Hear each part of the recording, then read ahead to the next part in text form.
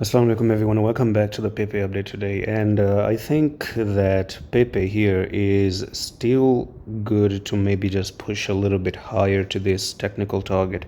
Now today's weekend, and I think during the weekend we might just see a small retracement, a small push down. So when we see this small push to the downside, I don't think you have to be really worried about it, because it is just maybe time to get that small correction and take some few stop losses, and hopefully we go back up to this technical target. I don't see if this technical target is invalidated just yet, and I think the new stop loss for PayPay, first of all, is going to be 6929. So if you come down 6929, you invalidate this one huge pattern that we have, which is causing the prices to push up to that technical target. So actually coming down here is going to be negative. So you take that out, you invalidate the pattern. That's the first thing.